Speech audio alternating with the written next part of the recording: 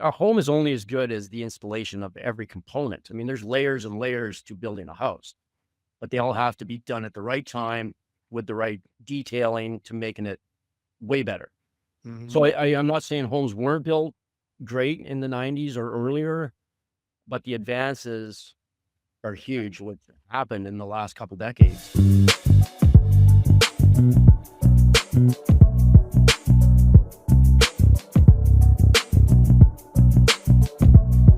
Good morning, everyone. Happy Wednesday. I am Justin Nimergood, your host of the Real Estate Rockstars podcast. I'm so thrilled for the guests that we have joining us today. Today's guest is passionate about helping real estate professionals gain the construction knowledge most agents were never taught, but desperately need to stand out and serve clients better. Scott Grozelle is an author, new home sales expert, and educator with more than 2 decades of experience working alongside builders, realtors, and home buyers. Based in Puerto Vallarta, Mexico, Scott focuses on bridging the gap between real estate sales and true product knowledge, teaching agents how homes are actually built so they can communicate value more effectively, build buyer confidence, and position themselves as trusted advisors instead of just transaction coordinators. Scott is the author of Construction Intelligence for Realtors, as well as a new home sales without the nonsense and secrets home builders don't want you to know. His work helps agents better understand construction systems, identify potential red flags earlier, navigate builder relationships, and create smoother transactions in both new construction and resale markets.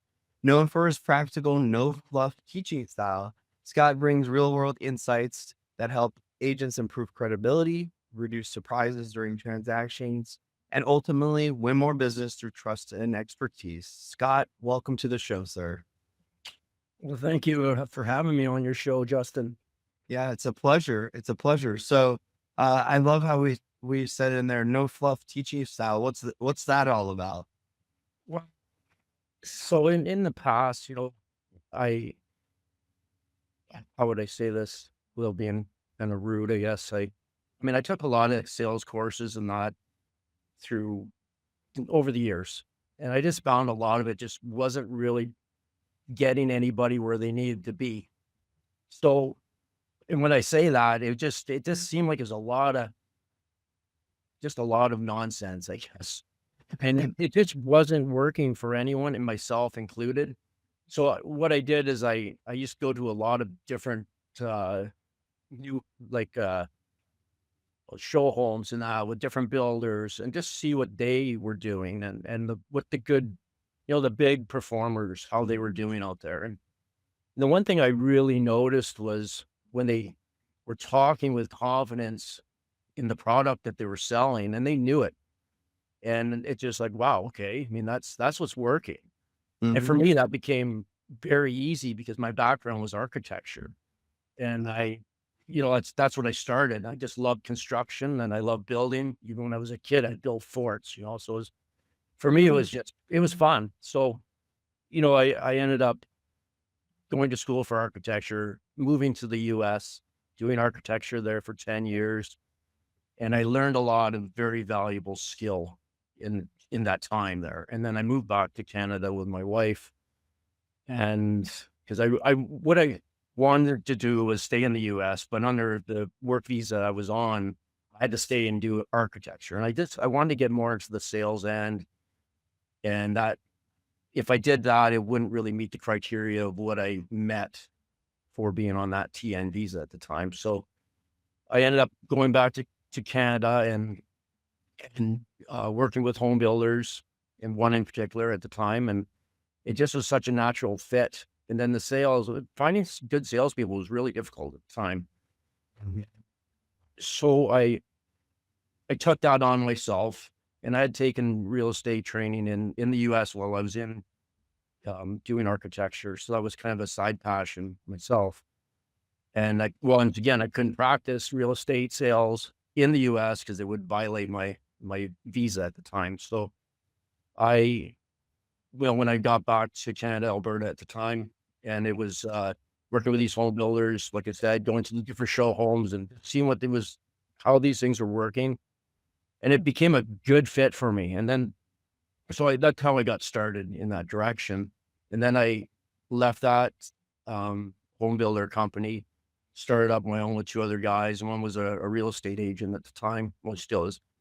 And we, he had a lot of uh, associates with him. So Mm. they all wanted to be a part of the new home sales side of things, but none of them had the background to really get them to, you know, to selling.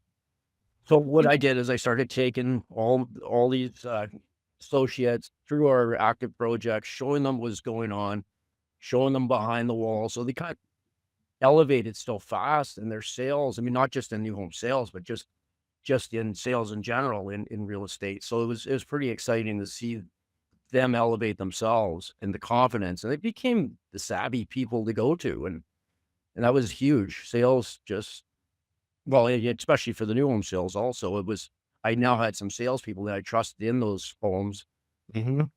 because it's a big deal. There's so many moving parts to it that you just can't put somebody in there and expect them to perform properly, right? So that's where I Yeah. went. And New training or training is so important, and kudos to you for sort of taking the bull by the horns and saying, you know what, if there's not a fit, a lot of people would have either given up or would have outsourced it, outtasked it. But you said, you know what, I'm going to take all this in house. I'm going to take it upon, make it incumbent upon myself to figure this out. And I think we could certainly use a lot more of that, especially here in the U.S. So maybe maybe the Canadians have the right mindset and the U.S. doesn't. Who knows? I don't think so, really. I mean, some of the best that some of the best that I seen was in the US, to be honest. I learned a lot when I was there, and I just didn't see that in Canada, to be honest. So and I'm not saying that there wasn't good salespeople in that, it just wasn't available to us at the time. So, like you said, you adapt, and that's the strength of anyone to success, right? Is adapt and find your especially in these times now with AI and everything. This is the edge that I'm finding right now with a few that I'm working with is they were having problems, and now it gets them up running fast in a different direction, and that's when you become that go-to person and you have those skill sets, it sets you apart, and it does for sure. Absolutely. Now let's switch gears for a second. You've been the author of a couple of different pieces. Tell us about your books here. It sounds like a lot of it focused on construction, which to be honest, and I've had tons of guests on over the years. You're one of the few I can say that kind of focuses on that aspect. It's unfortunate that more don't. But what was it that you saw uh, specifically about that space and needing to educate the masses, more properly about that? Well, I think like home builders work in a different mindset. It's just they're trying to get through it, and realtors or salespeople in the industry, they look at it differently. They're trying to build relationships and relationships are built on trust, and that's huge. And a good way of building trust is that they feel that you are the go-to. You got their back. You understand the process, and when they feel that, if they're doing a walkthrough, okay, we've got different stages of walkthroughs. And if you're guiding your clients through that process, they feel like they've got an advocate with them. Hmm. It's huge. And okay, you're doing a pre-drywall inspection. If you got a set of eyes instead of the client themselves just going through and blindly not really knowing what they're looking at, it becomes, wow, okay, this person really knows what they're doing. And all of a sudden they're recommending to their friends, this person is completely different. They're a realtor is a realtor, but this person here, wow, they get it. So I think and that goes really a lot in a lot of different directions because you get home inspectors will refer them because they like seeing somebody that knows what they're talking about. You've got, I guess, even lawyers. You've got mortgage brokers. All these people, they all interconnect. And if you're speaking the language And the builders themselves, they want to have somebody available to them that can sit in some of their product that's on the market and hosting it. They can do one good thing with realtors are their advertising, like their marketing is huge. Like they're good at it. They're usually ahead of pretty much everyone. And so they bring a huge value to the table right from the beginning. And they do care about their clients, and that's great.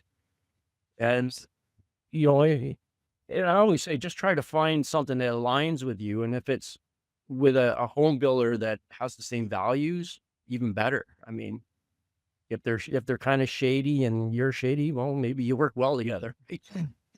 Well, I don't know, right? I mean, you find your fit, and I always said that. It's hard to sell something you don't believe in, and if it's a shoddy construction, it's really hard to be confident with helping your clients, right? You feel like you're deceiving them, and that's not good for anyone. It doesn't matter what you're selling. You got to believe in the product. And so, like you said, in my books, construction knowledge is, what home builders don't want you to know. That was my first book. And that one took a lot of time to put together over the years, because I put a lot of notes together, and I always thought I would do something like a book or whatever, podcasts like this also. But it just took a lot of information, a lot of stories that I learned from myself, situations that I had to deal with. And when you have that in front of you and that knowledge, it just elevates anybody, whether you're the client going through the process or whether you're a realtor guiding the client through the process. Because there's a lot of money for a realtor or new home salesperson to make in spec inventory and that. I mean, hopefully you align yourself with a builder that does some decent volume. They can keep it in front of you. You're chipping away. If you're in a new development, you can do some ghost plans. Here's the lot. Here's the plan that I'm thinking, all those kind of things. If you're marketing like that, I've seen it just turn the salesperson completely around, from going from a couple sales in a year. I was really shocked as how little some of these formers were doing. Like they were 2, 3, maybe 4 in a year. That's not, I mean, Not enough to live off of, really. no, it's not. And that's why. And I worked with one lady that she keep coming to me over and over again and going to get, to the next level, because she was just, the 2, 3 a year. Super nice person, super great with clients, but she didn't understand construction intelligence at all, or the process. And then when I say construction intelligence, I'm talking the process. I'm not talking how to build the house necessarily, Right. but all the pieces that get you through the whole, through the build. And she couldn't really get that, and she never really did. And it was too bad, because she had everything, her marketing, her presence, events she'd be at, but she could never grasp this. And then I'd have a few others that would quickly, and all of a sudden, wow, it's like they just increased their market share in their space hugely. So, I mean, it was nice to see that. I mean, you can't help everyone, but you try to help who you can. Yeah. Yeah, that's well said. And or said differently, you can't help everyone. You can only help those who want to help themselves, I guess, is another way of Right. looking at it. Let me ask you this: as someone who's an expert in construction, I guess we'll definitely say you're an expert of sorts in construction. Would you say that construction has gotten better or worse in recent years?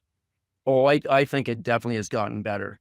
I just seen a recent video on YouTube and I think it was AI generated. I'm not positive. It's kind of difficult to tell nowadays. Yeah, it is. I definitely, they were saying homes built in the 90s were better than now. And there's no way. I mean, back in the 90s, you had a lot of issues. I mean, windows failed all the time. You get moisture trapped between the panes always, because you'd have a failed unit. And, and just all the building sciences have evolved. And they started in the 90s, really, is when they started making quantum leaps. And that's when I was in school, and I was learning all about details and blower door tests and stuff like that, where you're actually seeing how airtight the home is. So, a home is only as good as the installation of every component. I mean, there's layers and layers to building a house, but they all have to be done at the right time with the right detailing to making it way better. So Mhm. I'm not saying homes weren't built great in the 90s or earlier, but the advances are huge. What happened in the last couple decades, and I've seen, the homes are so airtight that you got to get fresh air brought in with systems so that you're Mhm. not sick home syndrome. And that was another common thing. People get their homes really airtight, and all of a sudden they're getting sick. Everyone's getting sick because it's kind of like, what's going on here, right? But if you're breathing in the same stale air, that's not good. And you need air to flow. And whether it's in your attic space, you can't have trapped air up there either. Everything has to move. Everything has to breathe and efficiently, right? I mean, you still have to get if you're in a cold climate, you want that fresh air coming in through drafty weak points in the construction. No, you want it to be controlled air coming in, you know, efficiently. Mhm. So Yeah, there's a whole building science that I've seen in the last couple decades that has just gone better, better, better. So, that's good to hear. I hear varied responses to that question, right? Some people say better, some people say worse. You know, I think some of the systems stuff like HVAC units, I've heard all the stories of like HVAC unit that lasts 50 years, kind of thing from back in yeah. the day versus your ones today that seem to, give crap out within 15 to 20 years at most if you're lucky. But that's really interesting here. I'm curious as well. You're in Mexico, right? What's the market like there? It's well, we just had recently some cartel activities so that That certainly I didn't didn't help. know. Yeah, I mean, it was kind of interesting. It was nothing. It was kind of blown out of proportion for sure. But the activity here is it's always kind of consistent, not really peaks and valleys like you see in most areas. So I don't like right now, we've got a project with a couple unit, half of them. It's a sixplex, so we sold three and selling three, but it's not like there's a big rush. You have no the urgency is not really there. But you do see a difference now. There's more nationals buying than you would previously. So, I mean, the middle class here has really grown a lot, and they That's have money to spend, and they will come like I'm in Puerto Vallarta. So you will see people from Mexico City, Guadalajara with money coming and buying. This is kind of like their vacation home. So it's pretty interesting to see how this is all coming around.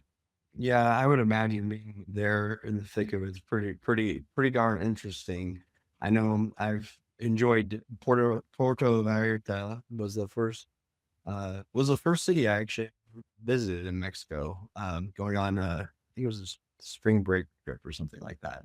But yeah, the Mexican market, and obviously you have some wonderful weather there that is conducive to second homes like you said for certain people. Now, Scott, we're gonna switch gears to our final segment of the show. Like I told you pre-show, gonna ask you a couple zingers here, so get ready. So the first question is this: imagine it's your last day on Earth, and you can only preserve three items in your time capsule. What are those items and why? Three items in my time capsule. Oh boy, that's a zinger, like you said. Um, oh, that's a thinker. It is. It is. That's Well, why I you my got it. guitar, I would put my guitar. I was gonna say you better say your guitar because your Yeah, guitar is the only thing I see in the background of your video right now. I would So take my guitar, my family, and my pets. I got a dog, a big Labradoodle, and my two cats. So that's oh, what I would do. that's wonderful. The guitar. Yeah, you better say the guitar. Yeah. You jam a little bit, I take it. Oh yeah. Yeah, I used in a previous life used to play on stage with bands and that's Very cool. so Cool. well, that's something I actively do. Like performer anymore, but I used to love doing it for sure.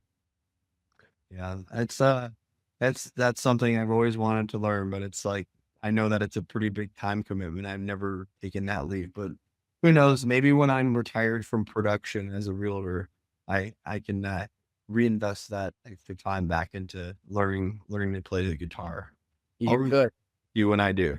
I think it's easier now than it used to be because I had to do everything by ear. Now you've got like so much available in tablature and YouTube videos. I would have loved to have had that to at my fingertip, but not back in the day. Not back in the day, yeah. I bet you it was difficult back then. All right, here's a second question for you. This one's much easier, but I am curious your perspective. So, what's your definition of a real estate rock star? Uh, somebody that somebody that listens to their clients, has the knowledge that's going to benefit them through the process, whether it's new home sales, whether it's existing. They can identify some issues before they actually get to a contract. That's a huge. I mean, that's rock star performance right there. And somebody that just really believes in what they're doing. Mhm. And that's any kind of rock star in whatever they do. And if you're a guitar player, I mean, you should know what you're doing, and that comes through. But a real estate rock star has those in place and loves what they do, and they want to help their client. They believe in trust, integrity, and transparency. And I think that's what sets the good ones apart. And they've got that, and they've got the knowledge. And because I've seen it, I've seen ones that have everything else in place, but they don't. They're missing them. What Yeah. is that missing? What does set someone apart from being the rock star? Mm-hmm. Call that one hit from getting them onto the big league. And sometimes it's just a little tweak in how they're coming across. Because once you figure it out, I mean, it just escalates. Mm-hmm. So you're too busy. And what am I going to do? And I mean, that's a good problem to have. Oh, absolutely. We all You want. Yeah, I mean, it's great to be the busy rock star for sure, right? So I mean, I think that's what I would say. Yeah, I tend to agree, Scott. That's very well said. Now, we've really enjoyed having you on today, Scott. Why don't you let our listeners or subscribers out there that get this both live and following the show, where can they find and connect with you? What's the best way to reach out and connect with Scott Grozelle? So yeah, they can reach me on my website at scottgrozelle.com, and my books are all available on Amazon, and I do have an audio book for the Realtor Intelligence book. It's the only one that I did in the audio version because realtors are always in their car and they don't really want to have the time necessarily to sit and read. So I just thought as you're going to your next meeting, you're learning, and this is a good way to do it. So, and I've got good feedback on all the books, and there's one for, like I said, the no nonsense one's more geared to the person that's sitting in their show home, want to learn the different techniques and what I've seen work in the past. And then the what do you call it? The secrets home builders don't want you to know. That's And everything. I mean, that's somebody they want to buy it. They want to go through the build process, but they're a little bit unsure and they want to be prepared. yeah, Because I mean, and it's not attacking the home building industry at all. It's just saying this is how you got to deal with it. So that there's communication is probably the biggest failure point I've seen in a bad build process. And when I get calls, and I do get calls from different people from the US and Canada, they're like, "Hey, I'm in this situation. I've seen one of your YouTube videos and you've discussed this. How do I deal with this?" And usually it's a pretty easy. Builders are not shady, sketchy. Not all. I mean, there's some I've witnessed. well, there's some for everything in life, right? Yeah, that's right. But in the time will either expose you or promote you. And the ones that are, shady and that, with all the online presence and that's out there, it's really tough to get away with that. And I mean, that's a good thing because it's a big purchase and it's something that needs to be taken, carefully. and respectfully. Absolutely. Yeah, and I couldn't have said it better myself. And so, folks, there you have it, Mr. Scott Grozelle, scottgrozelle.com. You can find his books out on, like he said, out on Amazon. And he also has a audible version of his primary book as well.